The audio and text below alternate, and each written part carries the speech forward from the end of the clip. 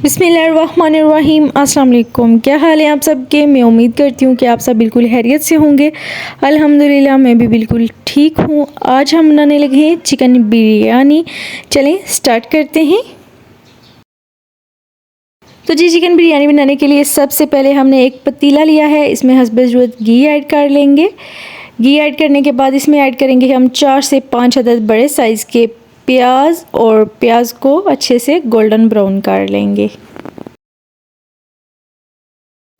تو یہاں پہ آپ دیکھ سکتے ہیں ہمارے پیاز جو ہیں اچھے سے گولڈن براؤن ہو چکے ہیں۔ اب ہم اس میں ایڈ کریں گے تقریباً ½ kg ٹماٹر، اچھے سے مکس کریں گے اور ٹماٹر کو ہم نے سافٹ کر لیا ہے۔ یہاں پہ ہمارے ٹماٹر جو ہے اچھے سے سافٹ ہو چکے ہیں۔ اب ہم اس میں ایڈ کریں گے حسب ذائقہ نمک، 2 چمچ بڑھ کے لال مرچ پاؤڈر، اس کے بعد ½ چمچ ہلدی پاؤڈر، اور اچھے سے مکس کریں گے اور تھوڑا سا پانی ایڈ کریں گے اور مسالہ جو ہے اچھے سے تیار کر لیں گے۔ تو یہاں پہ ہم تھوڑا سا پانی ایڈ کریں گے اور اچھے سے مسالہ تیار کر لیں گے۔ تو یہاں پہ آپ دیکھ سکتے ہیں ہمارا مسالہ جو اچھے سے تیار ہو چکا ہے۔ اب ہم اس میں ایڈ کریں گے چکن، اور چکن کو اچھے سے مسالے میں مکس کریں گے اور چکن کی بنائی کریں گے۔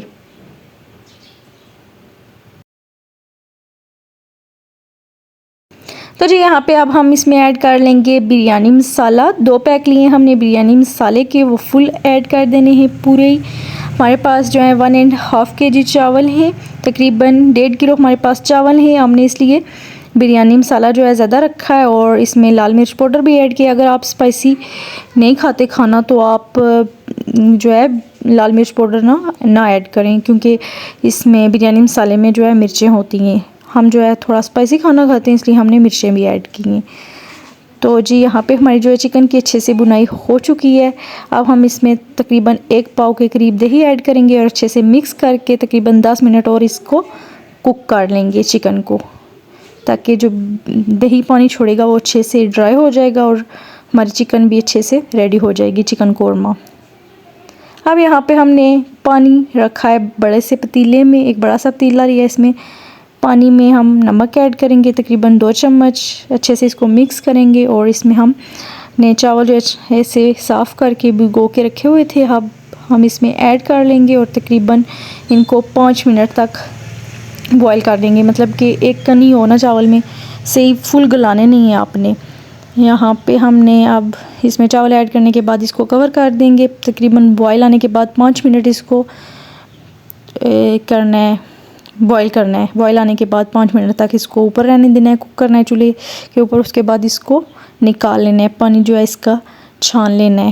تو یہاں پہ ہمارا جو چاول ہیں وہ ریڈی ہو چکے ہیں۔ اب ہم ان کو پانی سے نکال لیں گے۔